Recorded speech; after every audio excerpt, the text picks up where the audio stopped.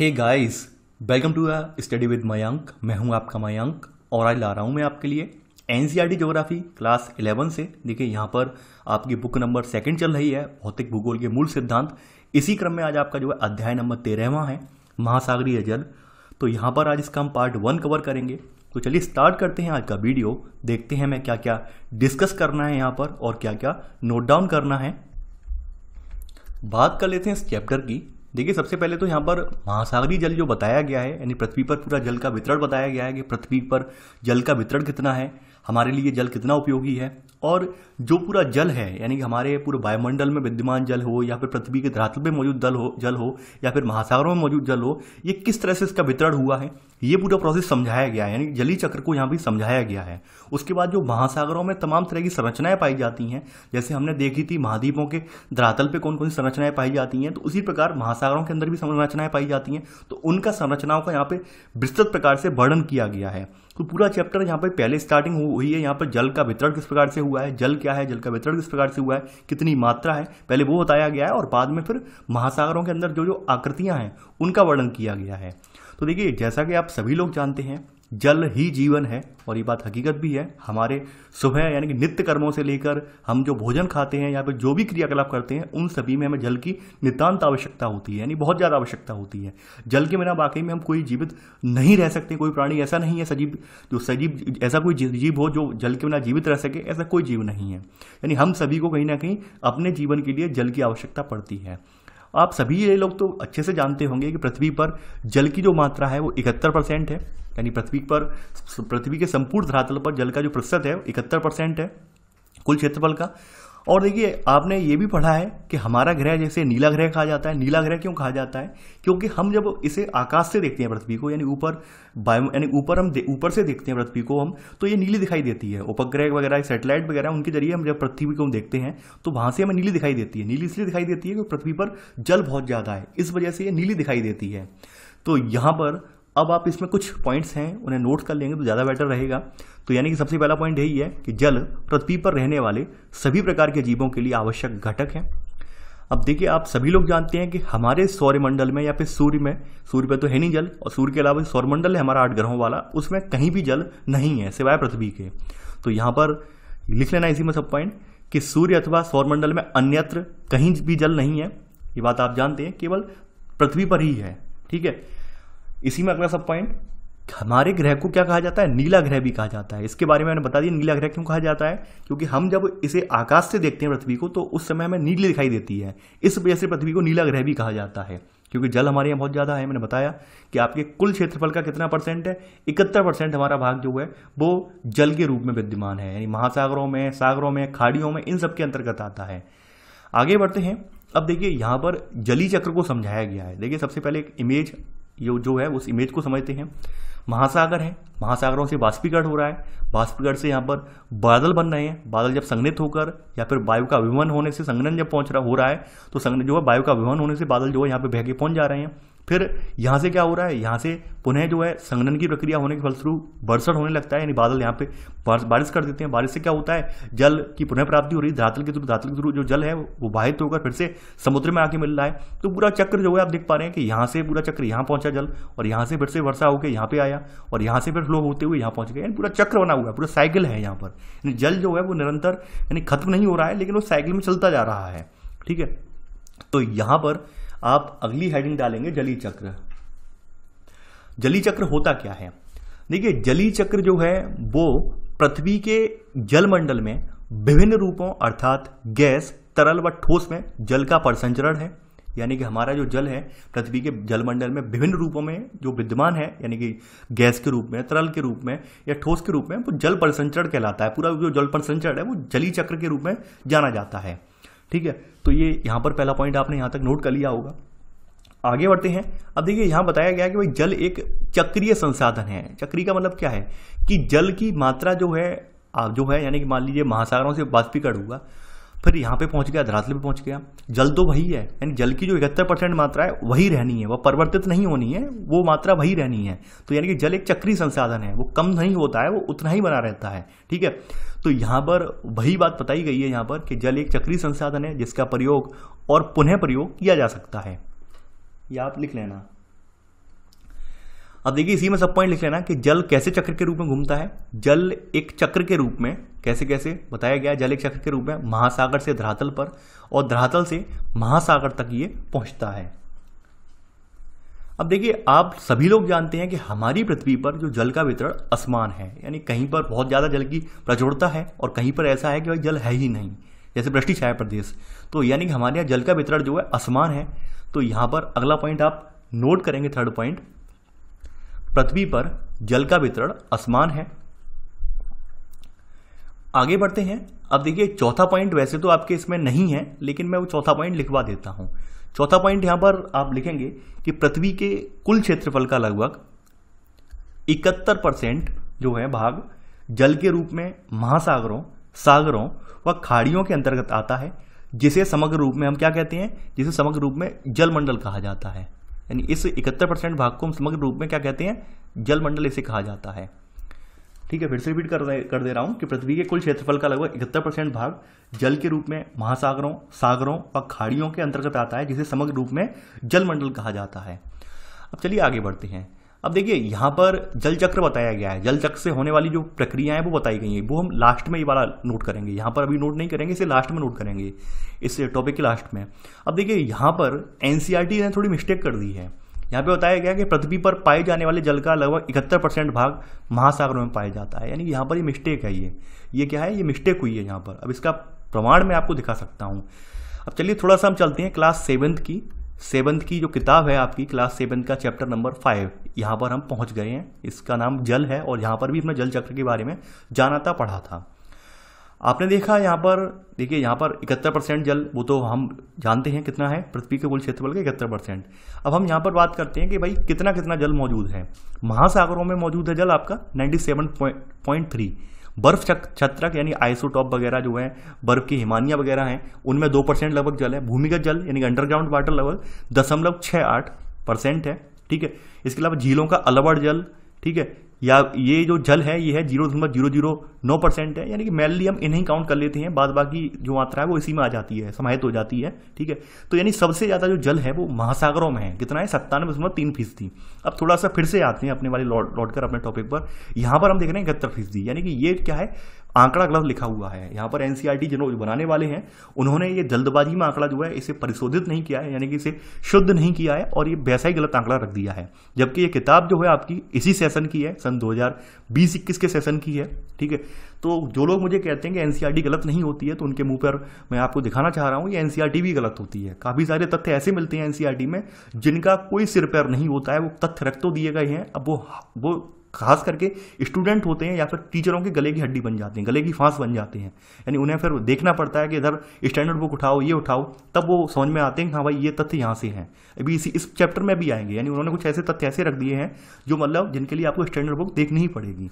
तो तभी ये कहा जाता है कि भाई ये एनसीईआरटी वगैरह जो है किताबें, या तो स्टूडेंट इतना ज़्यादा होनहार हो, यानी बचपन से पढ़कर आया हो किसी अच्छे टीचर से, तो खुद पढ़ सकता है, या फिर अगर पढ़कर नहीं आया है तो उसे स्वयं से समझने में वाकई में दिक्कत होती है। ये बात मैं एक्सेप्ट करता हूँ और ये बात मुझे लगभग जितने लोगों से मैंने सर्वे करवाया है वो सभी लोग ये एक्सेप्ट करते हैं कि बिना किसी ट्यूटर के, बिना किसी टीचर के एनसीईआरटी समझ में आना आसान नहीं है। या फिर आप पहले से अच्छे से पढ़कर आए हो बचपन में, यानी जब आपने स्कूलिंग की हो तब अच्छे से पढ़ी हो तो आपको आ सकती है, लेकिन अचानक से समझ में आने वाली नहीं है। ठीक है, तो यहाँ पर हम अब नोट डाउन कर लेंगे। देखिए चौथा पॉइंट तो हमने सही सही नोट डाउन कर लिया था जो मैंने बताया था।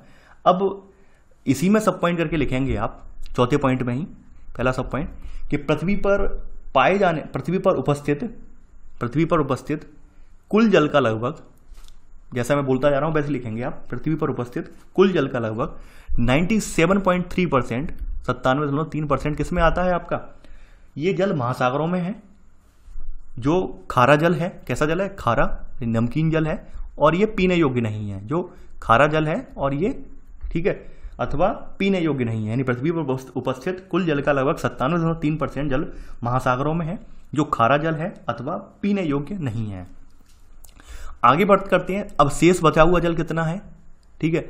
अब इसमें सेकंड सब पॉइंट, शेष जल ताजे जल के रूप में, ठीक है, शेष जल यानी शेष लगभग 3%, हमारा जो ताजा जल है लगभग कितना आ जाएगा, लगभग 2%, यानी शेष लगभग 2% जल शेष लगभग देखिए लगभग लगाने से ये होता है कि एक्यूरेट आंकड़ा नहीं पता है तो लमसम हम 2 या 2.5 के बीच में है, ठीक है। तो ऐसे करके जैसे आपको एग्जाम में अभी अब आप क्वेश्चन लिख रहे हैं और कोई आंकड़ा जैसे दशमलव वाली वैल्यू आपको पता नहीं है तो आपने वहां केवल 97 लिख दिया, लगभग 97, तो सही माना जाएगा। लगभग को जरूर लगा देना, ठीक है। यानी अगर लगभग नहीं लगाएंगे तो ये माना जाएगा ये एक्यूरेट लिखी हुई है, तो इसलिए हम लगभग लगाते हैं, ठीक है। यानी इसका भी अपना एक महत्व है, ऐसा नहीं है कि रैंडमली हमने लगा दिया, इसलिए लगाया जाता है कि भाई इसके नियर बाई है मात्रा। तो हम यहाँ पर बता रहे हैं कि जो आपका शेष लगभग 2% जल है जो ताजा एवं पीने योग्य है, जैसा मैं बोलता जा रहा हूँ वैसे लिख लेना, शेष लगभग 2% जल जो ताजा एवं पीने योग्य है हिमानियों, हिमटोपियों, यानी हिमानियों बर्फ की जमी हुई जो नदियां होती हैं, हिमानियां, हिमटोपियां, बर्फ के जो छत्तर टाइप जमे होते हैं, हिमटोपी बोली जाती है ना, आइसोटॉप, ठीक है। या फिर भूमिगत जल, झीलों, ठीक है, झीलों, मृदा में झीलों, भूमिगत जल, झीलों को मृदा में आर्द्रता, ठीक है, वायुमंडल और सरिताओं में संग्रहित है, और सरिताओं में संग्रहित है, ठीक है। ये पीने योग्य जल है, यानी कि ये कैसा है, मीठा पानी बोल सकते हैं इसे, पीने योग्य जल है। अब देखिए अगला पॉइंट यहां पे बताया गया है, 5वां पॉइंट, कि धरातल पर गिरने वाला जो जल है इसका लगभग 59% भाग जो है वो महासागरों और अन्य स्थानों से बाष्पीकरण के द्वारा वायुमंडल में चला जाता है। ये देखिए समझने वाली बात है कि धरातल पर जो जल गिरता है, यानी जल हमारी धरातल पर कैसे गिरता है, वर्षण के रूप में गिरता है। हमारी धरातल पर जो जल गिरता है मोस्टली वर्षा के रूप में गिरता है। तो वर्षा पर गिरने के बावजूद जल का लगभग 59% भाग जो होता है वो महासागरों या अन्य स्थानों से बाष्पीकरण के द्वारा वायुमंडल में चला जाता है, यानी वो भी एब्जॉर्ब नहीं कर पाती है धरती, वो सीधा सीधा वायुमंडल में चला जाता है, ठीक है, बाष्पीकरण के द्वारा। तो ये 5वां पॉइंट नोट कर लेना। अब इसमें से कुछ बचा हुआ भाग होता है वो शेष भाग धरातल पर बहता है, कुछ भूमि में रिसकर और कुछ हिमनदी के रूप में ले लेता है, लिख लेना आप। अब देखिए आप लोग जानते हैं जो पृथ्वी पर जल है वो जो आपका नवीकरण योग्य जल है वो एक निश्चित मात्रा में है। नवीकरण योग्य से आशय यहाँ पर ये है कि जो हम उपयोग करते हैं जल वो वाकई में निश्चित मात्रा में, हम उपयोग कौन सा जल करते हैं, मीठा पानी करते हैं, साफ पानी करते हैं, यानी हम एक तरह से मान सकते हैं साफ पानी या मीठा पानी उसे हम प्रयोग करते हैं। अब चूंकि हमारे यहाँ इतना ज़्यादा प्रदूषण फैल रहा है, प्रदूषण फैलने की वजह से जो नवीकरण योग्य जल है उसके लिए संकट पैदा हो गया है, हम उसे लगातार दूषित करते जा रहे हैं और अपने आप में जो जल चक्र है वो कहीं ना कहीं प्रदूषित होता चला जा रहा है, जिससे क्या हो रहा है कि जो दूषित जल है उसकी मात्रा बढ़ती चली जा रही है और साफ जल की मात्रा कम होती चली जा रही है। तो कहीं ना कहीं जल तो कम नहीं हो रहा है, लेकिन हमारा पीने योग्य जल जो है वो कहीं ना कहीं दूषित होता चला जा रहा है। तो ऐसे करके हमारे पीने वाले जल के लिए संकट खड़ा हो गया है। तो यहाँ पर अगला पॉइंट आप नोट कर लेना, 6वां पॉइंट, कि पृथ्वी पर नवीकरण योग्य जल निश्चित मात्रा में है जबकि हमारी मांग तेजी से बढ़ती जा रही है। तो जल संकट बताया गया है, हो क्यों रहा है, ठीक है। और जो आपका, ठीक है, ये मत लिखना, ये सब आप जानते हैं, नदी जल प्रदूषण वगैरह मेन चीज प्रदूषण है, वो बात आप अच्छे से जानते हैं, ठीक है। अब देखिए, अब इसी में सब हेडिंग आप डालेंगे जल चक्र, इसके घटक और प्रक्रियाएं, यानी जल चक्र चलता कैसे है, कौन कौन से घटक हैं जिसके जरिए जल चक्र आपके जो है वायुमंडल से, यानी कि महासागरों से वायुमंडल और वायुमंडल से पुनः बरसट के रूप में और बरसट से पृथ्वी के धरातल पर आकर और पुनः फिर ऐसे करके महासागरों तक पहुंच जाता है। तो इस चक्र में कौन कौन सी प्रक्रियाएं जो है शामिल होती हैं, कौन कौन सी घटकों के साथ कौन कौन सी प्रक्रियाएं होती हैं, वो हम देखेंगे। बात करते हैं महासागरों में संग्रहित जल, यानी महासागरों में जो संग्रहित जल है उसका क्या होता है, उसके साथ कौन कौन सी प्रक्रियाएं होती हैं। देखिए यहाँ पे होती है इसके साथ एक वाष्पीकरण की प्रक्रिया, एक वाष्पोत्सर्जन भी होता है और ऊर्ध्वपातन भी होता है। देखिए काफ़ी सारे लोग जो हैं इन दो वर्ड्स में डिफरेंस नहीं कर पाते हैं, ये खास करके मैंने देखा है, इन दो वर्ड्स में डिफरेंस नहीं कर पाते हैं।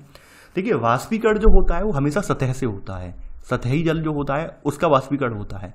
वाष्पोत्सर्जन जो क्रिया होती है वो पौधों के जरिए होती है, पौधों की पत्तियां, तना वगैरह, इनसे जल जो जाता है आपके आकाश में वायुमंडल में चला जाता है उसे वाष्पोत्सर्जन कहा जाता है। और जो सतह पर विद्यमान जो जल होता है सरफेस के रूप में, और उसका वाष्पीकरण जब होता है उसे सतह पर विद्यमान जल जो है वाष्प में कन्वर्ट होता है तो उसे हम वाष्पीकरण कहते हैं। और पौधों के अंदर जो मौजूद जल होता है, पेड़ पत्ते पौधों जो तने वगैरह मौजूद होता है जल, उसका जब हम वाष्पन होता है उसे हम वाष्पोत्सर्जन कहते हैं।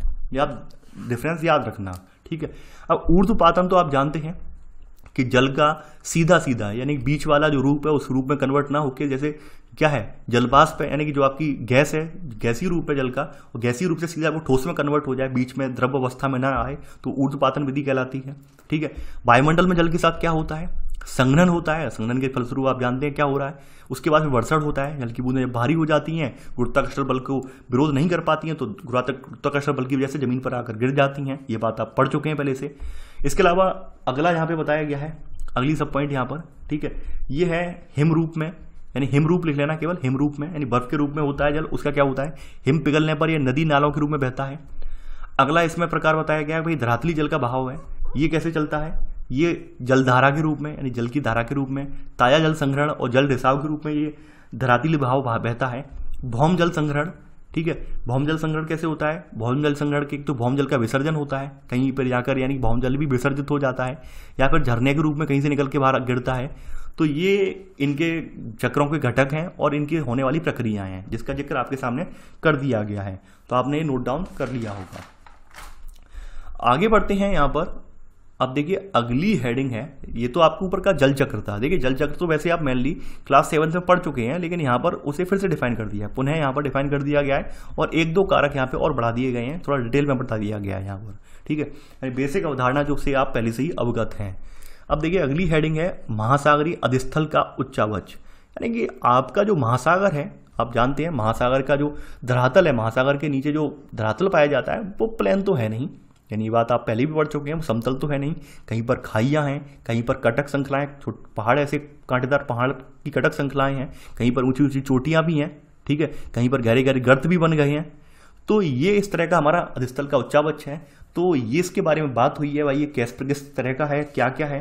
तो यहाँ पर आप पहला पॉइंट लिखेंगे कि महासागर पृथ्वी की बाहरी परत में बृहद गर्तों में स्थित है, यानी कि महासागर कहाँ है, पृथ्वी की जो बाहरी परत, यानी कि कौन सी परत है आपकी, क्रस्ट पर ही तो हमारे सारा जो कुछ हम रह रहे हैं, यानी भूपरपटी से बोलते हैं। तो भूपरपटी का जो गड्ढा है, यहाँ पे कहा गया है कि सबसे ऊपरी बाहरी परत हमारी कौन सी, क्रस्ट ही तो है, यानी क्रस्ट मेंटल कोर अंदर, यानी कि तो हमारी जो सबसे ऊपरी परत है क्रस्ट, तो क्रस्ट का जो गर्त है, क्रस्ट का जो गड्ढा है, उस गड्ढे में आपका क्या है, महासागर स्थित है। यहाँ पे ये कहा गया है आसान शब्दों में।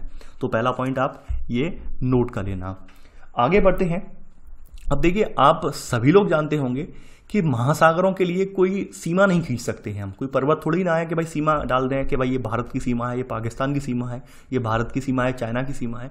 क्योंकि जल है तो जल तो आपस में मिल जाता है। तो यहाँ पर हम इसका मतलब जो है विलय होने की वजह से इसका सीमांकन करना बहुत ज़्यादा कठिन है, लेकिन फिर भी हमने अपने जो हमारे भूगोलविद हैं, हमारे वैज्ञानिक हैं, उन्होंने अपनी सुविधा के अनुसार क्षेत्रवार इसे विभक्त कर लिया है, सागरों के रूप में डिवाइड कर दिया है। तो यहाँ पर आप अगला पॉइंट नोट करेंगे यहाँ पर कि महासागर एक दूसरे में इतने स्वाभाविक ढंग से विलय हो जाते हैं कि उनका सीमांकन करना कठिन हो जाता है। इसी में सब पॉइंट भूगोलविदों ने पृथ्वी के महासागरीय भाग को 5 महासागरों में विभाजित किया है। कौन कौन से 5 महासागर हैं, प्रशांत, अटलांटिक, हिंद, दक्षिणी महासागर और आर्कटिक। देखिए इनके अंदर भी खाड़ियाँ, गल्फ, ठीक है, छोटे छोटे यहाँ पर जो है निवेश वगैरह ये सब पाए जाते हैं। इनका जिक्र हम नहीं करेंगे क्योंकि हम यहाँ पे बड़ी संरचनाएं देख रहे हैं अभी, ठीक है। ये सब चीज़ें आप ऑलरेडी जानते हैं, खाड़ियाँ क्या होती हैं, गल्फ जो हैं ये सब क्या होते हैं वो आप जानते हैं, ठीक है। मेनली जो है इसका जिक्र किया गया है तो आपने वो केवल नोट कर लिया होगा। आगे बढ़ते हैं। अब देखिए यहाँ पर जो बताया गया है कि भाई ये महासागरीय अधिस्थल है, महासागर का जो तल है, इसका प्रमुख भाग जो समुद्र तल है, ये समुद्र, देखिए अब मैं थोड़ा इमेज बनाता हूँ, ये रहा आपका अधिस्थल, ठीक है, महासागर का जमीन वाला पार्ट, और ये ऊपर बहने वाला जल है। तो ये क्या बोला जाएगा, ये समुद्र तल बोला जाएगा, ये समुद्र तल बोला जाएगा। क्या बोला जाएगा, ये समुद्र तल बोला जाएगा, ध्यान रखना ये, ठीक है, ये समुद्र तल बोला जाएगा। तो यहाँ बताया गया कि भाई महासागरीय अधिस्थल का प्रमुख भाग समुद्र जल तल से 3 से 6 किलोमीटर के बीच पाया जाता है, यानी कि ये यहाँ से इसकी जो गहराई है वो कितनी है, 3 किलोमीटर है, या कहीं कहीं पर कितनी हो गई, ज़्यादा बढ़कर 6 किलोमीटर तक हो गई है, ठीक है, ये बात यहाँ पर कही गई है। तो आपने ये नोट कर लिया होगा। आगे बढ़ते हैं। अब देखिए जो महासागर की तली है, ठीक है, तो महासागरों की तली में विश्व की सबसे बड़ी पर्वत श्रृंखलाएं भी मौजूद हैं, सबसे बड़े गहरे गर्त भी हैं, गड्ढे भी हैं। इसके अलावा सबसे बड़े मैदान होने के कारण ये क्या है, ऊबड़ खाबड़ होते हैं, यानी महासागरीय अधिस्थल समतल नहीं है, प्लेन नहीं है कि भाई बिल्कुल प्लेन हो। इसमें जो पर्वत भी मौजूद हैं, पर्वतीय श्रृंखलाएं भी हैं, गड्ढे भी हैं, मैदान भी हैं, ठीक है। इस वजह से पूरा ये क्या है, ऊबड़ खाबड़ है, ये नोट कर लिया होगा, ठीक है।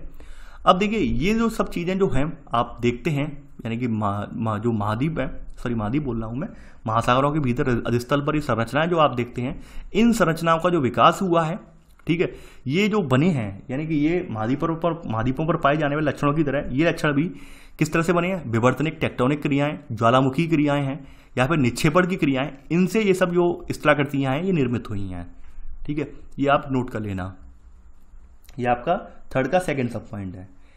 अब देखिए, अब हम जो महासागरीय अधिस्थल है, महासागर का जो तली है उसका विभाजन हमने किया है। महासागरीय अधिस्थल किस तरह से उसका विभाजन किया है वो हम देखेंगे। देखिए ये सब हेडिंग जो है ये महासागर में ही है, आपकी महासागरीय अधिस्थल का उच्च पक्ष में ही है सब हेडिंग, ठीक है। इसे किसी अलग कलर के पेन से आप लिख लेना, महासागरीय अधिस्थल का विभाजन। तो इसको 4 प्रमुख भागों में बांटा जा सकता है, यानी इसको 4 प्रमुख भागों में बांटा जा सकता है। अब देखिए पहला सब हेडिंग इसमें है, आपका पहला सब हेडिंग है, ये है महाद्वीपीय शेल्फ। अब देखिए यहाँ पर थोड़ा डायग्राम मैं बना दूंगा तो आपको अच्छा लगेगा। जैसे हम मानते हैं कि भाई ये पूरा कोई महाद्वीप है और वो महाद्वीप इस तरह से खत्म हो जा रहा है, ठीक है। इस तरह से महाद्वीप, यानी इस तरह से महाद्वीप जो है समुद्र के भीतर चला गया, और ये क्या है, ये इस तरह का ये समुद्र फैला हुआ है, यानी ये जो है इस तरह से ये आपका ये समुद्र है, ठीक है। तो सेल्फ क्या है, यानी इसका जो झुकाव है, यानी इसका जो झुकाव है जो आपका धरातल आ रहा है और धरातल का इस तरह से झुकाव हो गया किसकी तरफ, समुद्र की तरफ, ठीक है। तो वो जो झुकाव वाली संरचना ये बन रही है यहाँ से लेकर ये शेल्फ बोली जाती है। क्या बोली जाती है, ये शेल्फ बोली जाती है, यानी कि मैंने आसान भाषा में समझाया है। अब थोड़ा हम यहाँ पर ये किताब में इमेज दिया है वो भी दिखा देते हैं, ठीक है। यानी कि ये आप देख पा रहे हैं, यानी कि ये समुद्र है, ठीक है, यानी कि ये समुद्र है, ऊपर ये एक तरफ धरातल आ रहा है, ठीक है। तो ये इस तरह की जो ढालूनुमा संरचना यहाँ पे बन रही है स्टार्टिंग में, इसे सेल्फ बोला जाता है, ठीक है। इसे क्या बोलते हैं, सेल्फ बोलते हैं, यानी इसे जो क्या बोलते हैं, इसे सेल्फ बोला जाता है। तो आगे बढ़ते हैं, यहाँ पर हम लिखेंगे महासागरीय सेल्फ में पहला पॉइंट, महाद्वीपीय शेल्फ प्रत्येक महाद्वीप का विस्तृत सीमांत होता है, यानी सीमा का अंत, यानी कि महाद्वीप की यहाँ बॉर्डर एंड हो रहा है, सीमा एंड हो रही है, ठीक है। तो यहाँ पर वो भाग क्या होता है, सीमा एंड होने वाला समुद्र से जुड़ा हुआ भाग होता है, तो पानी में डूब जाता है, तो वो उस डूबे हुए भाग को हम सेल्फ के रूप में जानते हैं। तो महाद्वीपीय सेल्फ प्रत्येक महाद्वीप का विस्तृत सीमांत होता है जो अपेक्षाकृत उथले समुद्रों तथा खाड़ियों से घिरा होता है। उथले का मतलब आप जान रहे हैं। अब आप देखिए यहाँ पर मैंने बताया फिर से कि भाई इस तरह का कोई महाद्वीप आया, अब महाद्वीप के ऊपर यहाँ तक जल है, तो ये उथला हुआ भी भाग तो माना जाएगा, क्यों गहराई तक कभी थोड़ी ना पहुंचे, तो उथला हुआ जो भाग जो डूबा होगा इसे सेल्फ बोला जाता है, ठीक है। तो ये आपने नोट कर लिया होगा पहला पॉइंट। आगे बढ़ते हैं। अब देखिए ये जो है ये महासागर का सबसे उथला भाग यही होता है, सेल्फ वाला भाग सबसे उथला होता है, और इसकी औसत प्रवणता यानी ढाल जिसे हम बोलते हैं वो लगभग 1 डिग्री या इससे भी कम होता है, क्योंकि महाद्वीप का एंडिंग पॉइंट होता है ये, ठीक है। इस वजह से इसका ढाल जो है बहुत ही कम होता है, यहाँ पे नोट कर लेना। आगे बढ़ते हैं यहाँ पर। अब देखिए महाद्वीपीय सेल्फ है, यानी इनकी चौड़ाई जो है एक महासागर से दूसरे महासागर में जो है भिन्न होती है। ये ध्यान रखना कि जो सेल्फ है, सेल्फ की चौड़ाई जो है हर जगह एक जैसी नहीं होती, हर महासागर में एक जैसी नहीं होती है, कहीं पर चौड़ाई ज़्यादा है, कहीं पर कम है। इनकी चौड़ाई एक महासागर से दूसरे महासागर में भिन्न होती है, यानी इनकी औसत चौड़ाई जो है वो कितनी होती है, 80 किलोमीटर होती है, ठीक है। लिख लेना, इनकी औसत चौड़ाई 80 किलोमीटर होती है, ये आप लिख लेना, ठीक है। इसी में आगे बढ़ते हैं। अब देखिए कुछ क्षेत्र ऐसे होते हैं, सीमांत क्षेत्र जैसे होते हैं जिनकी महाद्वीपों की सीमाएं ऐसी होती हैं, एंड हो रही होती हैं, वहां पर सेल्फ नहीं बन पाते हैं, वहां पर सेल्फ नहीं बन पाते हैं। जैसे महाद्वीपीय रिज के बारे में आपने देखा था, लंबवत खड़ी पहाड़ियां थी, तो वहां पर सेल्फ बनना के सवाल ही नहीं है। तो यहाँ पर कुछ संकीर्ण जो है इस तरह की जो है पहाड़ियाँ टाइप होती हैं जहाँ पर सेल्फ नहीं बन पाते हैं, महाद्वीप की पहाड़ियाँ होती हैं, तो वो बताया गया है यहाँ पर। तो यहाँ पर सब पॉइंट करके लिख लेना आप इसी में कि कुछ सीमांतों के सेल्फ नहीं होते अथवा संकीर्ण होते हैं, जैसे चिली के तट तथा सुमात्रा के पश्चिमी तट। इसी में सब पॉइंट, अगला सब पॉइंट, सेकेंड सब पॉइंट, यहां पर आर्कटिक महासागर में जो साइबेरियन सेल्फ है ये विश्व में सबसे बड़ा है, यानी इसकी जो चौड़ाई है 1500 किलोमीटर है, ये लिख लेना आर्कटिक महासागर में साइबेरियन शेल्फ जो है सबसे बड़ा है, इसकी चौड़ाई 1500 किलोमीटर है। आगे बढ़ते हैं। अब देखिए शेल्फ जो पोर्शन है, अब आप ये जानते हैं कि भाई ऊंचाई वाला, यानी कि जो धरातल जो समुद्र का सबसे ऊंचाई वाला भाग है ये, ठीक है, उतला भाग है। यहाँ पर ऑब्वियस सी बात है उस उतले भाग में यहाँ से नदियां वगैरह जो आ रही हैं यहाँ पे निक्षेपण का कार्य भी कर रही होंगी, अवसाद वगैरह का ढेर भी यहाँ पे लग रहा होगा, तो यहाँ पर उसके बारे में बताया गया है। तो यहाँ पर अगला पॉइंट आप लिखेंगे, इसमें कौन सा पॉइंट है ये आपका आएगा थर्ड पॉइंट। आप लिखेंगे यहाँ पर कि महाद्वीपीय शेल्फों पर अवसादों की मोटाई भी अलग अलग होती है, और ये अवसाद कैसे लाए जाते हैं, भूमि से नदियों, यानी कि ये अवसाद भूमि से नदियों, हिम नदियों तथा पवन के द्वारा लाए जाते हैं, ये लिख लेना। अब देखिए कुछ इंपॉर्टेंट फैक्ट हैं वो भी मैं बता दे रहा हूं। आपने प्रमुख वैश्विक मत्स्य क्षेत्र सुने थे, यानी मछली पकड़ने वाले प्रमुख स्थान सुने थे आपने, जैसे आपने डॉगर बैंक देखा था, ठीक है, ग्रैंड बैंक का सुना था जिक्र, जॉर्जियस बैंक का जिक्र सुना था, जो कि आपके ने जब मैंने विश्व भूगोल पढ़ाया था वहां पर इन सभी का जिक्र किया था, लिखवाया भी था कि भाई ये प्रमुख मत्स्य क्षेत्र हैं, यहाँ पर सबसे ज़्यादा मछलियाँ मिलती हैं। तो यहाँ पर ये जो क्षेत्र हैं ये इसी शेल्फ वाले क्षेत्र में पाए जाते हैं। तो आप चौथा पॉइंट करके लिखेंगे प्रमुख वैश्विक मत्स्य क्षेत्र, यानी कि जहाँ पर मछलियाँ पकड़ी जाती हैं, ठीक है, प्रमुख वैश्विक मत्स्य क्षेत्र जैसे डॉगर बैंक ये कहाँ पाया जाता है, ये आपका पश्चिमी यूरोप में पाया जाता है। डॉगर बैंक ब्रैकेट में लिख लेना, पश्चिमी यूरोप, ठीक है। इसके अलावा डॉगर बैंक के अलावा आता है ग्रांड बैंक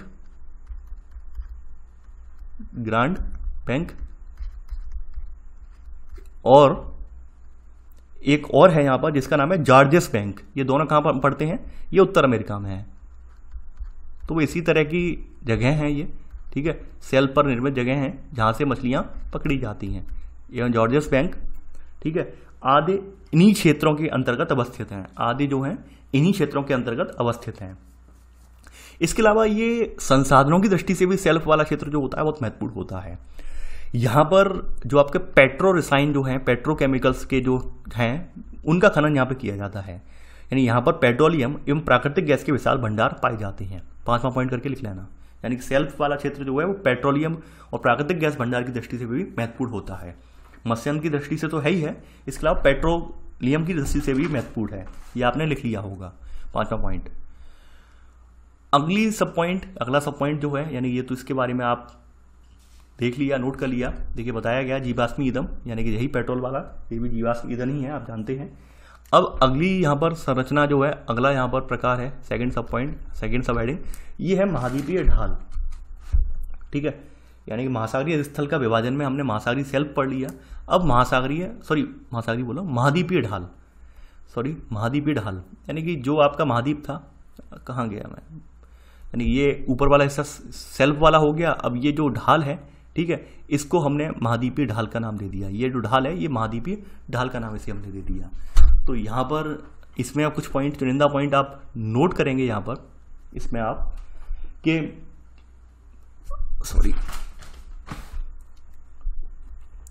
महाद्वीपीय ढाल जो है वो, यानी महाद्वीपीय ढाल महासागरीय बेसिनों और महाद्वीपीय शेल्फ को जोड़ती है। यानी महासागर का जो बेसिन है, महासागर का जो पूरा वाला नीचे वाला बेसिन क्षेत्र है और ऊपर वाला शेल्फ वाला क्षेत्र है, इनके बीच की जोड़ने वाली कड़ी जो होती है वो महाद्वीपीय ढाल है।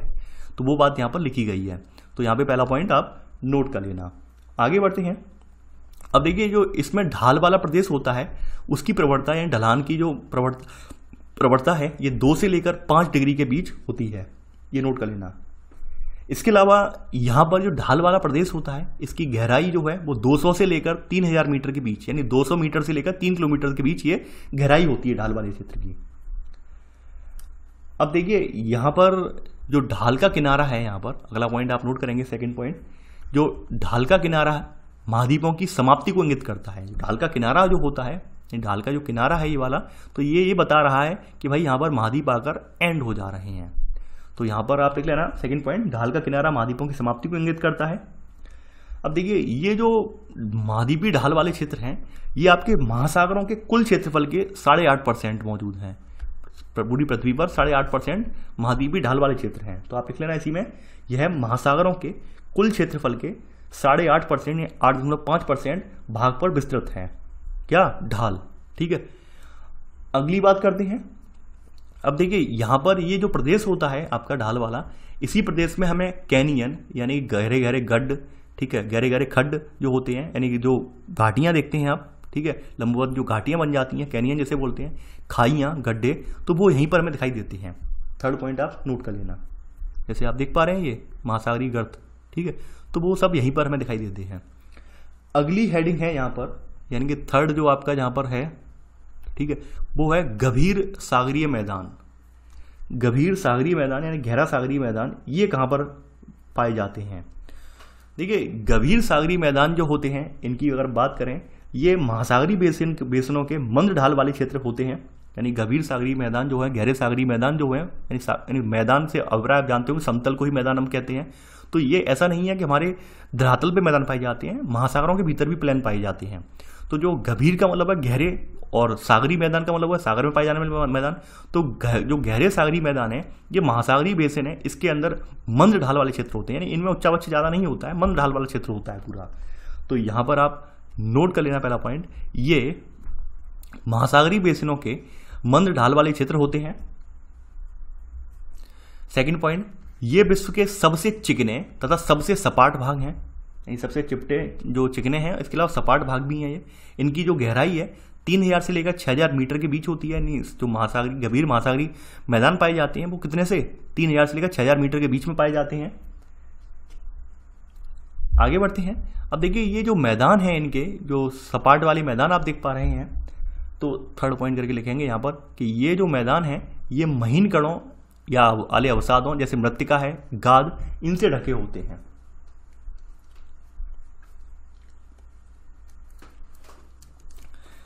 अब देखिए यहाँ पर बात करते हैं अगला फैक्ट की, तो आप लिखेंगे यहाँ पर जो महासागरीय नितल है, यानी महासागर का तली है, तो महासागरीय नितल के लगभग 75.9% भाग पर, कितने 75.9% भाग पर क्या पाए जाते हैं? विस्तृत गहरे समुद्री मैदान जो है समतल प्रकृति के होते हैं। तो आप यहाँ पर लिख लेना, फिर से रिपीट कर रहा हूँ चौथा पॉइंट, कि महासागरीय नितल के लगभग 75.9% भाग पर विस्तृत गहरे समुद्री मैदान समतल प्रकृति के होते हैं। इसी में सब पॉइंट। अब देखिए इन्हीं मैदानों के अंतर्गत क्या पाया जाता है? बीच बीच में ज्वालामुखी पर्वत एवं द्वीप, कटक, खाइयाँ, विभंग आदि कई सागरीय संरचनाएं भी अवस्थित होती हैं। फिर से रिपीट कर रहा हूँ, इन्हीं मैदानों के अंतर्गत बीच बीच में ज्वालामुखी पर्वत एवं द्वीप, कटक, खाइयाँ, विभंग आदि कई सागरीय संरचनाएं भी अवस्थित होती हैं। ये आपका सब पॉइंट हो गया चौथे का। अगली बात करते हैं, अगली जो हेडिंग है आपकी चौथी, ये है महासागरीय गर्त, ये महासागरीय गड्ढा।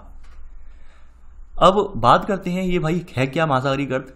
देखिए ये महासागरों के सबसे गहरे गर्त वाले हिस्से हैं, सबसे गहरा भाग होता है ये, और अपने चारों ओर महासागरीय तली की अपेक्षा ये, यानी अपने चारों ओर की जो महासागरीय तली की अपेक्षा ये क्या है, ये 3 से 5 किलोमीटर तक गहरे होते हैं। देखिए समझने वाली बात है। देखिए ये महासागर की तली है, अब महासागर की तली में भी यहाँ पर एक गड्ढा टाइप बन गया है इस तरह से, यानी कि इस तली से भी ये जो भाग है, यानी ये तली है, यहाँ से भी इसकी जो गहराई है वो ज़्यादा है। ठीक है, हमने भी देखा था कि समुद्र जो तल है उससे लगभग महासागर की गहराई कितनी है? 3 से 6 किलोमीटर।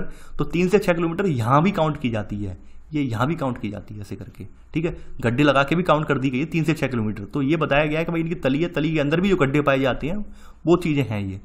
तो आपने नोट कर लिया होगा पहला पॉइंट में। आगे बढ़ते हैं। अब देखिए यहाँ पर ये कहाँ कहाँ पाए जाते हैं, बताया गया है कि ये भाई महाद्वीपीय ढाल के आधार तथा द्वीपीय चाप, द्वीप का मतलब क्या है कि महाद्वीपों के अंदर जो द्वीप टाइप बने हैं, ठीक है, यानी कि जो द्वीप के टाइप चाप बने हुए हैं, चाप की ऐसी अर्धवृत्त की ऐसी संरचनाएं जो बनी हैं, इनके पास स्थित होते हैं गड्ढे ये, या फिर सक्रिय ज्वालामुखी या प्रबल भूकंप वाले क्षेत्र होते हैं, तो वहाँ से ये संबंधित होते हैं, वहाँ पर ये इस तरह के गड्ढे पाए जाते हैं। इसके अलावा ये जो है ये प्लेटों के संचलन के अध्ययन में काफ़ी महत्वपूर्ण है। तो आप लिख लेना इसी में सब पॉइंट, ये प्लेटों के संचलन के अध्ययन के लिए काफ़ी महत्वपूर्ण है, यानी इनसे पता चल जाता है कि भाई प्लेटें कितनी दर से खिसक रही हैं, कितनी दर से आपस में मिल रही हैं या दूर जा रही हैं, इन गड्ढों के माध्यम से हमें। आगे बढ़ते हैं। अब देखिए अभी तक हमने लगभग 57 गर्तों को खोजा गया है, जिनमें से 32 प्रशांत महासागर में है, 19 अटलांटिक महासागर में और केवल 6 हिंद महासागर में है। अच्छा, मैं आपसे एक प्रश्न पूछ रहा हूँ, उसका जवाब कमेंट बॉक्स में आप लोग देंगे। आपको मैं पढ़ा चुका हूं जब मैं क्लास 6, 7, 8 पढ़ा रहा था कि विश्व का सबसे गहरा गर्त कहां पर है, कौन से महासागर में, उसका नाम क्या है। तो वो उसका नाम आपको बताना है, कौन से महासागर में, वो आपको बताना है। ये आपके लिए आज का टास्क है। देखिए वैसे मैं टास्क देता नहीं हूँ नोट्स बनवाते टाइम पर, लेकिन मैं ये जानना चाह रहा हूँ कि वाकई में आप रिवीजन कर रहे हैं या नहीं कर रहे हैं, वो जानना चाह रहा हूँ। अब देखिए ये तो आपने मेन आकृतियां जो हैं, यानी कि जो आपके महासागरीय स्थल पर मेन आकृतियां बन रही हैं, वो तो आपने देख ली। इसके अलावा कुछ छोटी छोटी आकृतियां भी बनती हैं मेन आकृतियों में, यानी बड़ी बड़ी आकृतियों के बीच में कुछ छोटी छोटी आकृतियां भी बनती हैं। तो छोटी छोटी आकृतियों में कटक हैं, पहाड़ियां हैं, समुद्री टीला है, निमग्न द्वीप है, खाइयां हैं, खड्ड हैं, ये भी बनती हैं। तो इनको यहाँ पे बताया गया है। ये तो बड़ी आकृतियां थी, इनका आपने विभाजन पढ़ लिया। अब कुछ छोटी छोटी आकृतियां भी बनती हैं। ऐसा थोड़ी ना कि भाई महासागरों में कुछ छोटी छोटी आकृतियां नहीं बनती हो। तो यहाँ पर अब इसी में अगली सब हेडिंग डालेंगे, उच्चावच की लघु आकृतियां। लघु आकृतियां का मतलब ये है कि जो महासागरीय अधिस्थल है, अधिस्थल में बनने वाली इन बड़ी आकृतियों के बीच में छोटी छोटी जो आकृतियां हैं, उनकी जिक्र किया गया है यहाँ पर। ठीक है, तो यहाँ पर आप नोट करेंगे यहाँ पर कि महासागरीय अधिस्थल के प्रमुख उच्चावचों के अतिरिक्त कुछ लघु किंतु महत्वपूर्ण आकृतियां महासागरों के विभिन्न भागों में प्रमुखता से ये पाई जाती हैं। अब देखिए इसी में सबसे पहली आकृति जो आपकी है, इसमें सबसे पहली जो आकृति है आपकी, ठीक है, वो है आपकी यहाँ पर, यानी कि आपकी इसमें सबसे पहला हेडिंग आप डालेंगे, ये है मध्य महासागरीय कटक। अब देखिए यहाँ पर भी जैसे मैंने आपको बताया था कि एनसीईआरटी में भी बहुत सारी चीज़ें आधी अधूरी रखी गई हैं, यानी शायद जल्दबाजी की है तो उन्होंने बीच का केवल फैक्ट उठा के रख दिया है और आगे की और पीछे की लाइन वो भूल गए हैं। तो यहाँ पर भी उन्होंने यही किया है कि एक मध्य महासागरीय कटक पर्वतों की 2 श्रृंखलाओं से बना होता है और एक विशाल अवनमन द्वारा अलग हो गए होते हैं। अवनमन का मतलब नीचे गड्ढे में जाने की वजह से अलग अलग हो गए होते हैं, तो इन्होंने बता दिया है। लेकिन ये उत्पत्ति कैसे होती है वो बताई नहीं है कि वास्तव में महासागरीय कटक बनते कैसे हैं, ये बताया नहीं है यहाँ पे, ये बताना भूल गए हैं। तो महासागरीय कटक की बात करें हम, तो महासागरों के अंदर जो प्लेटों का अपसरण होता है, तो अपसरण से जो मैग्मा निकलता है, यानी प्लेटों का अपसरण जब होता है उस समय मैग्मा जो होता है, प्लेटें जब खिसकती हैं, अपसरण जब होता है तो उस समय जो मैग्मा निकलता है, और मैग्मा निकलने के बाद वो जम जाता है वहीं के वहीं। ठीक है, तो जमने से जो जलमग्न कांटेदार संरचना इस तरह तैयार हो जाती है, वो कटक कहलाती है। ठीक है, आप समझ रहे होंगे। तो पहला पॉइंट आप लिख लेना यहाँ पर कि महासागरों के अंदर प्लेटों के अपसरण से, अभिसरण नहीं है, अपसरण है। ठीक है, प्लेटों के अपसरण से जो मैग्मा निकलता है उसके जमने के फलस्वरूप जलमग्न कटकों का निर्माण होता है। जलमग्न कटकों का निर्माण होता है। इसी में सब पॉइंट आप लिखेंगे। देखिए ये कटकें जो होती हैं वो सामान्यतः महासागर के मध्य में होते हैं, अतः इन्हें हम क्या कहते हैं, मध्य महासागरीय कटक कहा जाता है। तो आप लिख लेना, ये कटक जो है, ये कटक सामान्यतः महासागर के मध्य में होते हैं, अतः इन्हें मध्य महासागरीय कटक कहा जाता है। अब देखिए कटक, कुछ कुछ कटक इतने ऊंचे हो जाते हैं, यानी कटीली संरचनाएं जो होती हैं, कटक जो आप देख पा रहे हैं, ये कटक हैं ये। ठीक है, छोटी छोटी पहाड़ियों के रूप में कटक ये इतने ज़्यादा कभी कभी ऊंचे हो जाते हैं कि पूरा पहाड़ी टाइप बन जाते हैं। तो यहाँ पर बताया गया है, अगला पॉइंट, सेकेंड पॉइंट आप लिखेंगे यहाँ पर कि कटकों के शिखरों की ऊंचाई 2500 मीटर तक हो सकती है। कटकों के शिखरों की ऊंचाई 2500 मीटर तक हो सकती है। जो शिखर समुद्री सतह तक पहुंच जाते हैं वह द्वीप के रूप में विकसित हो जाते हैं। यानी कि नीचे की जो कटक वाली कांटेदार पर्वत की श्रृंखला जो बनी है मैग्मा से, और वो इतनी ज़्यादा ऊंची हो गई, एक दिन क्या हुआ कि महासागर का समुद्र तल है, समुद्र तल से ऊपर निकल आई, तो क्या है, ये टापू टाइप या द्वीप टाइप बन जाता है ये। तो सेकंड पॉइंट नोट कर लिया होगा, कटकों के शिखरों की ऊंचाई 2500 मीटर तक हो सकती है, और जो शिखर समुद्री सतह तक पहुंच जाते हैं वह द्वीप के रूप में विकसित हो जाते हैं। तो यहाँ पर एग्जाम्पल दिया गया है कि भाई जो आपका उत्तरी अटलांटिक महासागर है, उत्तरी अटलांटिक महासागर में आइसलैंड है, इसके अलावा एजोर्स द्वीप है, एक द्वीप और है जिसका नाम है एजोर्स द्वीप। तो वो इसी तरह के कटक से बनी हुए द्वीप हैं, यानी कि वास्तव में आइलैंड और एजोर्स द्वीप दोनों जो हैं ये आपके मध्य महासागरीय कटक हैं। ठीक है, तो कटक जो है ये बाहर ऊपर तक निकल आए हैं, तो ये क्या बन गए हैं, द्वीप बन गए हैं। तो लिख लिया होगा, उत्तरी अटलांटिक महासागर में आइसलैंड, एजोर्स द्वीप आदि ऐसे ही जलमग्न कटक के उभार हैं। देखिए जैसा मैं बोलता हूं वैसे ही आप नोट डाउन करते जाएंगे तो बेटर रहेगा, क्योंकि बहुत सारी भाषा ऐसी होती है आपकी इस किताब की जो वाकई में समझ से परे होती है। यानी कि उन्होंने इतनी ज़्यादा क्लिष्ट रख दी है भाषा कि अभ्यर्थी या स्टूडेंट समझ ही नहीं पाता है। तो यहाँ पर उसके लिए हम क्या करते हैं, जो स्टैंडर्ड बुक है उनका सहारा ले लेते हैं ताकि जो भाषा है वो आसान हो जाए। काफ़ी सारी चीज़ें क्या होती हैं, कभी कभी स्टैंडर्ड बुक में नहीं होती हैं तो हमें एनसीईआरटी से मिल जाती हैं, यानी कि एक दूसरे की पूरक हैं। देखिए, एक प्रश्न आप लोगों से पूछा था, आप लोगों में से किसी स्टूडेंट ने पूछा था कि सर क्या एनसीईआरटी कवर करने के बाद हमें स्टैंडर्ड बुक पढ़ना जरूरी है। देखिए, एनसीईआरटी जो है आपकी यूपीएससी के लिए सफिशियंट है, इस बात की मैं गारंटी ले रहा हूँ। ये एनसीईआरटी जो है यूपीएससी के लिए पूरी सफिशियंट है। लेकिन आप क्या है, केवल आप यूपीएससी पर डिपेंड तो नहीं रह सकते, आप यूपीपीएससी भी देते हो, अपने स्टेट पीएससी एग्जाम भी देते हो, अन्य एग्जाम भी देते हो। वहां पर एनसीईआरटी के अतिरिक्त अलग कंटेंट भी उठाते हैं, यानी और ज़्यादा कंटेंट वाइड लेवल में जाके उठाते हैं। तो उसके लिए ज़रूरी ये है कि आपने स्टैंडर्ड बुक पढ़ी होगी, और आप अगर एनसीईआरटी पढ़कर स्टैंडर्ड बुक पढ़ेंगे तो यकीन मानिए आपको पूरी तरह से समझ में भी आ जाएगी। तो इसलिए हम अपनी नॉलेज यानी ज्ञान वर्धन के लिए आप अलग से हम वो किताबें स्टैंडर्ड बुक पढ़ते हैं, ठीक है। क्योंकि एनसीईआरटी जो है आपके यूपीएससी में सफिशियंट होती है। आप जो नोट्स बना रहे हैं उनसे आप यूपीएससी के पेपर उठा के देखेंगे, वो आराम से सॉल्व कर पा रहे होंगे प्रीवियस ईयर वाले पेपर। लेकिन अगर आप यूपीपीएससी या फिर स्टेट पीएससी कहीं अदर एग्जाम, कहीं अदर स्टेट के पीएस जो आपके पीएससी एग्जाम के पेपर उठा के देखेंगे तो उनमें आपको लगता होगा कि जो आपका एनसीईआरटी कंटेंट है वो छोटा रह जाता है। कहीं ना कहीं उन्हें लगता है स्टेट पीएससी वालों को और ज़्यादा बढ़ा चढ़ा के कंटेंट दो। कहने को पीएससी एग्जाम छोटा होता है, लेकिन फिर भी उनकी कोई लिमिट नहीं होती है, वो लोग बढ़ा चढ़ा के कंटेंट देते हैं। वो यानी उनका कोई डोमेन यानी पूरा क्षेत्र नहीं है, उस क्षेत्र से परे देते हैं कंटेंट। तो उसके लिए हमें जरूरी हो जाता है कि स्टैंडर्ड बुक हम पढ़ लें। स्टैंडर्ड बुक से यही होता है कि आपने यहाँ पर लगभग 70% चीज़ें यहाँ से आपने क्लियर कर ली, अपनी माइंड आप में क्लियर हो गई। 30% जो एक्स्ट्रा फैक्ट हैं वो आपको वहाँ से तैयार हो जाते हैं, ठीक है। तो इसलिए पढ़ी जाती है स्टैंडर्ड बुक। तो यहाँ पर आपने नोट डाउन कर लिया होगा। आगे बढ़ते हैं। अब देखिए, यहाँ पर अगली बात बताई गई है थर्ड पॉइंट के रूप में। थर्ड पॉइंट यहाँ पे नहीं है, वो मैं लिखवा रहा हूँ।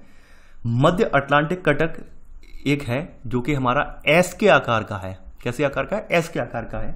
लिख लेना, मध्य अटलांटिक कटक जो कि एस आकार में अटलांटिक महासागर को लगभग मध्य से, यानी अटलांटिक महासागर के मध्य में है एस आकार का कटक, एक मध्य अटलांटिक कटक जिसे बोलते हैं।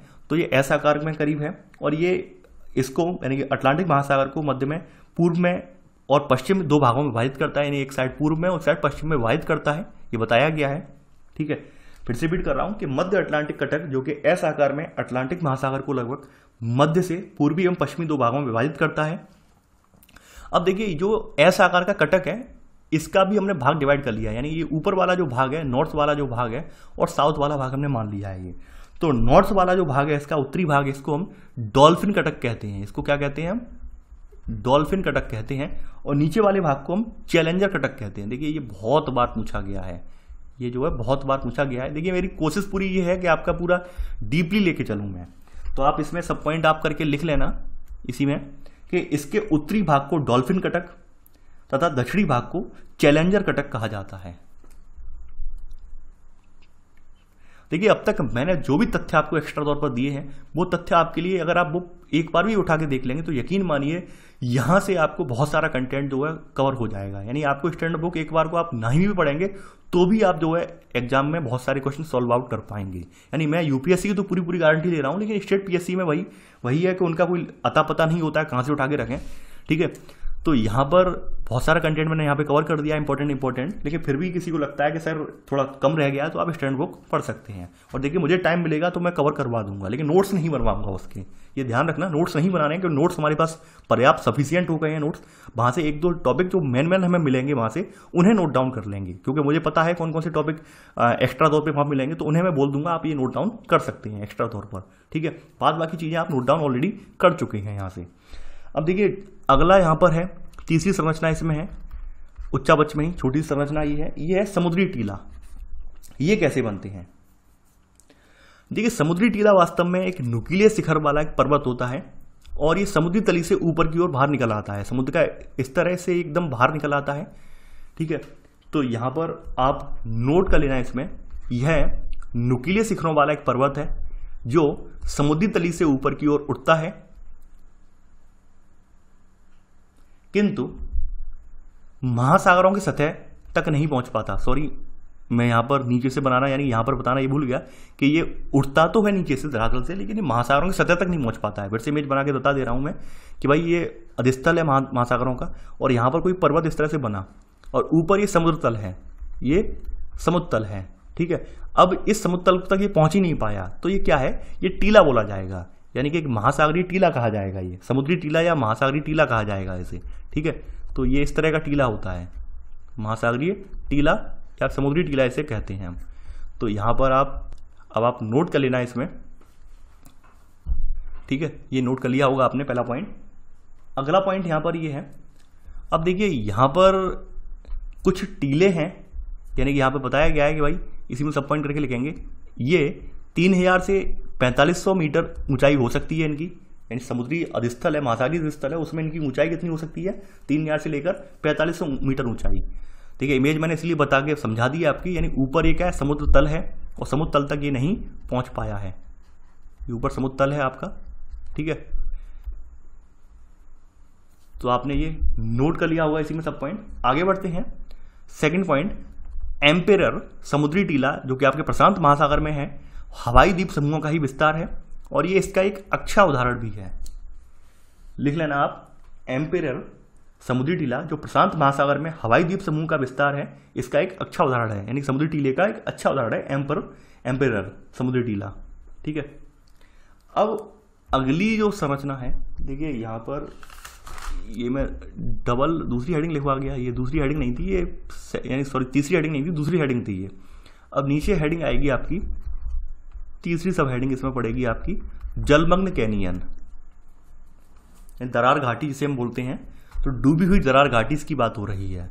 तो ये कैसे बनती है, देखिए यहाँ पर बताया गया है कि भाई ये गहरी घाटियां होती हैं, जिनमें से कुछ की तुलना कोलोरेडो नदी है, इसकी ग्रैंड कैनियन से की जा सकती है। यानी आप जानते हैं कि जब लगातार कोई नदी जब बहती है तो अपनी घाटी को चौड़ा करती जाती, गहरा करती जाती है, तो इसके दोनों तरफ के किनारे होते हैं लंबवत, काफ़ी ऊंचाई के हो जाते हैं इस तरह से। ठीक है, इस तरह से हो जाते हैं। तो वही चीज़ यहाँ पे बताई गई है कि भाई समुद्र के अंदर भी कुछ इस तरह की जो घाटियाँ तैयार हो जाती हैं। क्यों हो जाती हैं, क्योंकि कुछ नदियाँ आकर, जैसे एक नदी है, नदी आकर जब यहाँ पे गिरी तो नदियाँ जो है अपना जो रास्ता है गहरा करती गई, गहरा इस तरह से करती गई, तो यहाँ पर बीच में जो है कैनियन टाइप बन गई। ठीक है, सकरी खाड़ी टाइप क्रिएट हो गई, तो ये समुद्री कैनियन कही जाएगी। ये क्या कही जाएगी, ये जलमग्न कैनियन कही जाएगी, क्योंकि नीचे तो क्या है, यहाँ पे समुद्र है, ऊपर क्या है, धरातल। ठीक है, तो ये जलमग्न कैनियन बोली जाएगी। तो यहाँ पर इसे प्रॉपर वे में मैं लिखवा रहा हूँ, यहाँ पर आप इसमें लिख लेना, महाद्वीपीय निमग्न तट, यानी महाद्वीपों का डूबा हुआ तट, महाद्वीपीय निमग्न तट जिसे हम बोलते हैं।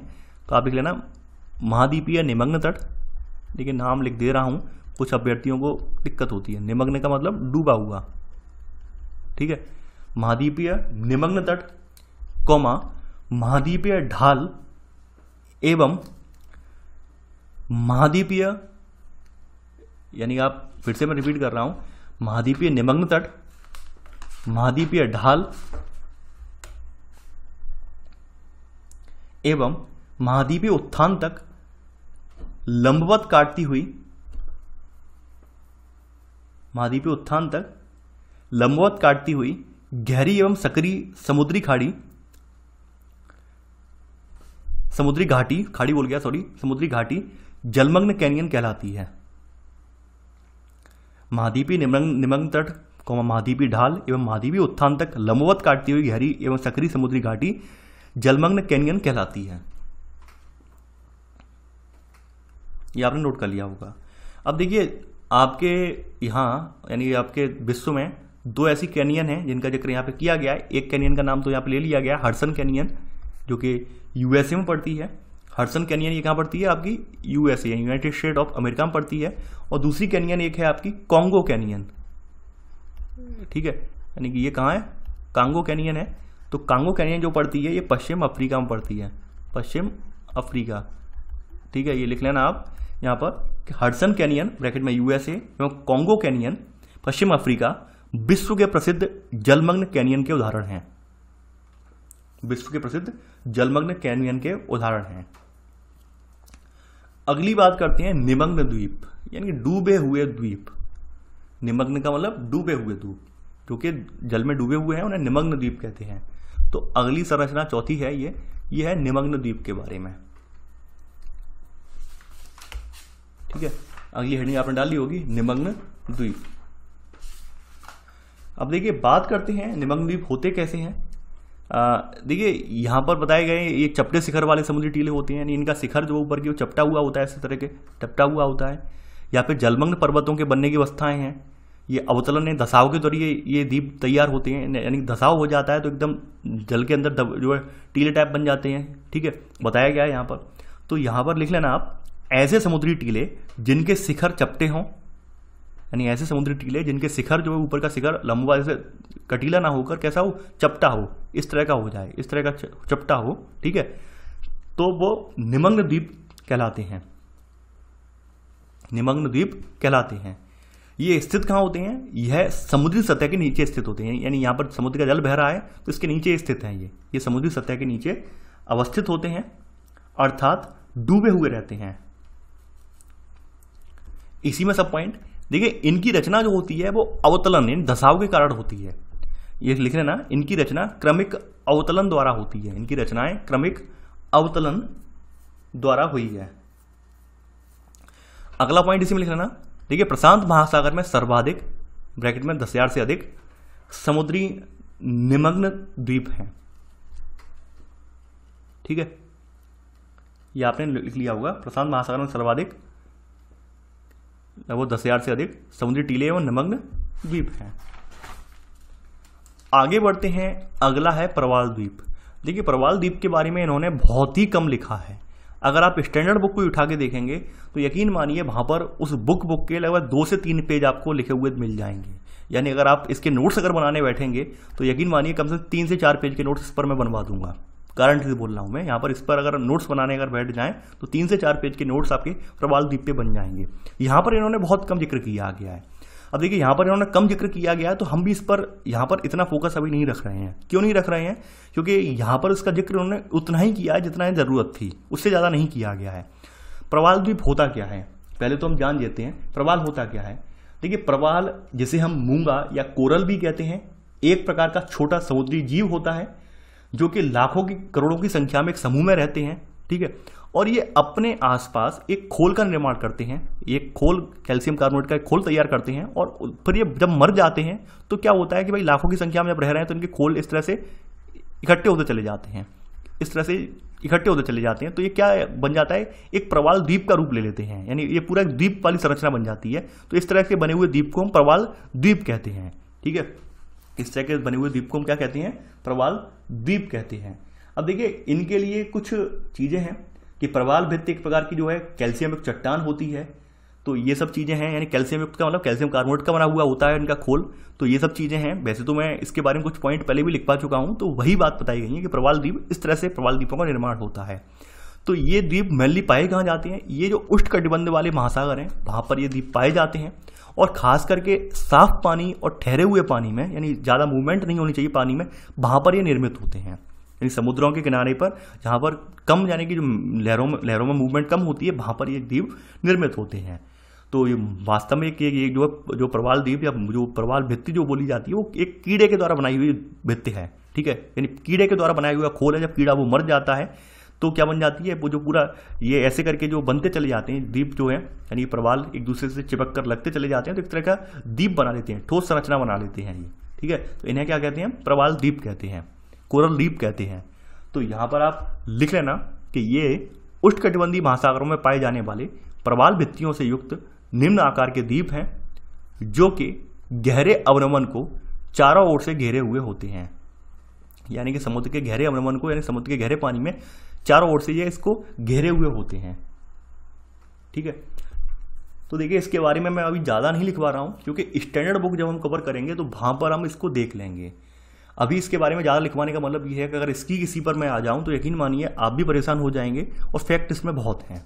यानी यहाँ हम कवर नहीं कर सकते क्योंकि यहाँ पर बहुत ही कम बताया गया है, यहाँ पर बहुत ही न्यून बताया गया है। वैसे कुछ चीज़ों का जिक्र, जैसे हम ऑस्ट्रेलिया का हम पढ़ रहे थे विश्व भूगोल में, तो वहाँ पर हमने कोरल द्वीप के बारे में काफ़ी सारे पॉइंट लिखवाए हैं। अगर आप थोड़ा सा अपने बैक में जो नोट्स आपने बनाए हैं उन नोट्स को उठा के देखेंगे तो वहाँ पर हमने कोरल द्वीप के बारे में सफिशिएंट पॉइंट लिखवा दिए हैं।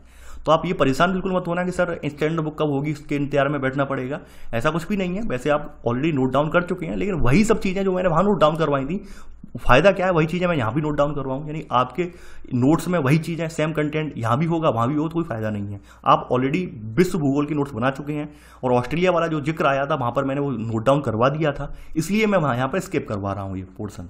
मैंने 2-4 लाइनें थी जिन्हें लिखवाना चाह रहा था, लेकिन मैंने देखा कि मैं ऑलरेडी लिखवा चुका हूँ तो वहाँ पर, तो इसलिए मैं यहाँ पर स्किप करवा रहा हूँ। आपको मैंने हिंट के लिए बता दिया है कहाँ पे मैंने, वहाँ पर आपको पता होगा कि जो ग्रेट बैरियर रीफ का जिक्र मैंने किया था ऑस्ट्रेलिया के जो आपके पूर्वी छोर पर पड़ती है, तो वहाँ पर उसमें मैंने बताया था पूरा, ठीक है, किस तरह से प्रवाल बनता है, किस तरह से व्यंजन होता है इनका, पूरा बताया था।